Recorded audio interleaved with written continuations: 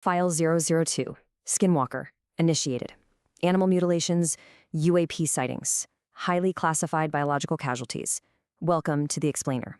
Look, today we're bypassing the campfire stories, the folklore, and all those internet rumors you've probably heard. Instead, we're opening up the dossier on the absolute most disturbing, strictly classified events reported at a remote 512-acre parcel in the Uinta Basin of Utah. The tone today? Strictly factual. We're drawing directly from declassified government documents, defense intelligence reference material, and documented field reports. Let's get into it. Warning, this file was sealed for 14 years. Think about that for a second. The data compiled by the highest levels of U.S. defense intelligence regarding Skinwalker Ranch was kept entirely out of the public eye for over a decade. We're plunging straight into a biological and technological mystery here, and the secrecy surrounding it is honestly pretty staggering. Section 1. Incident Report. Badge 7741. Location: Navajo Nation Restricted Access. Blurred humanoid figure standing in road. That's the official report from Badge 7741 on October 14, 1987. It describes a chilling, highly specific encounter on a dark desert highway. Notice the clinical lack of embellishment here. There's no dramatic flair, just the cold, factual reporting of an unidentified, obscured entity by an officer on duty. The details are left intentionally cold, which somehow makes it even more unsettling. You see, this 1987 encounter definitely wasn't happening in a vacuum.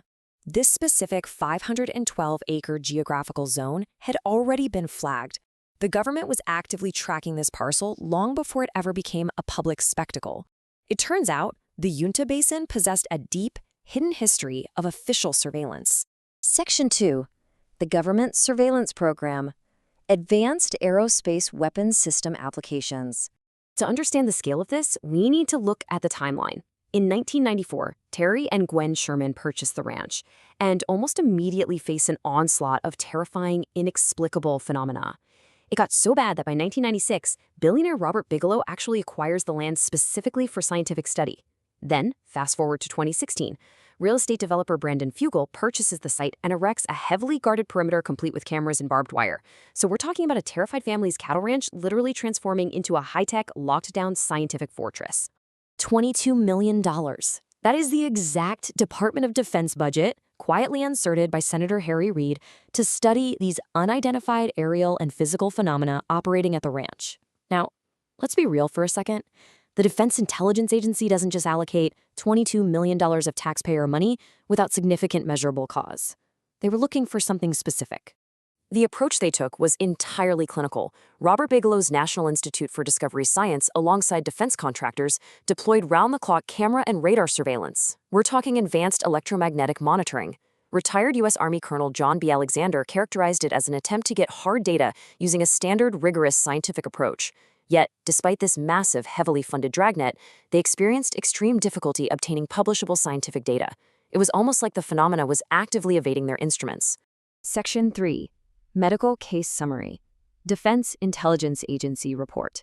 Non-ionizing electromagnetic radiation. You see, the injuries recorded at the ranch weren't just spectral or psychological. They were entirely biophysical. The military identified this specific type of radiation as the primary cause of injury to human observers who ended up encountering anomalous craft or entities at close range.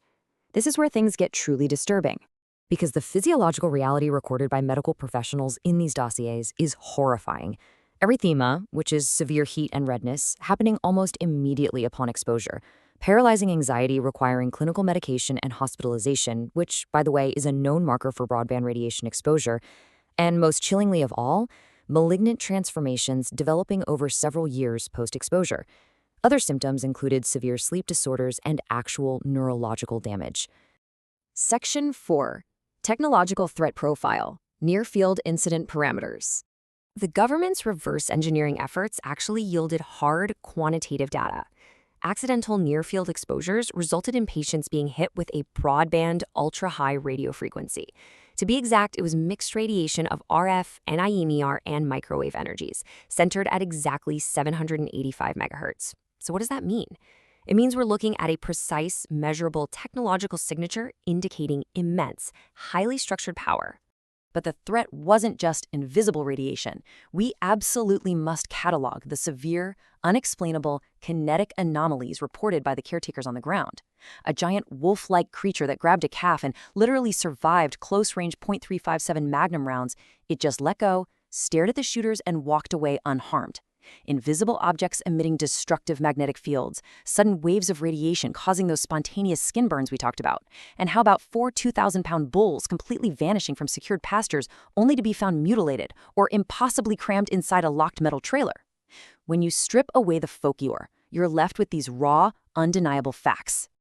We're looking at a really terrifying duality here. On one side, severe human biological fallout, neurological damage, thermal burns, sleep disorders. And on the other, the DIA's hypothesis of advanced energy propulsion systems causing it all. They hypothesized space-time manipulation, exposure to 100 milliwatt per square centimeter power densities, and blue-shifted heat spectrums. It suggests the injuries are simply the shadow cast by an incomprehensible, highly advanced technology operating right there on the ranch. Section 5. Status. Unresolved. The Hitchhiker Effect. Now, as the dossier concludes, the threat level drastically escalates. Containment entirely failed. The phenomena was actively observed spreading well beyond the Uinta Basin fence line. Defense intelligence agents investigating the ranch actually experienced violent, terrifying anomalies following them back to their own homes thousands of miles away, directly affecting their families. It's known as the Hitchhiker Effect. The threat was officially designated as uncontained and ongoing, and shortly after that realization, the official government study was quietly buried and the funding was completely halted. This dossier ends abruptly with a chilling, unresolved question. If $22 million of Department of Defense funding, utilizing literally the most advanced military surveillance on Earth, couldn't contain or even fully comprehend the threat at Skinwalker, what else was buried when the program was shut down? What massive gaps remain in the government's documentation of this anomalous zone? We may never know the whole story. Thank you for joining me for this explainer. Keep questioning the data.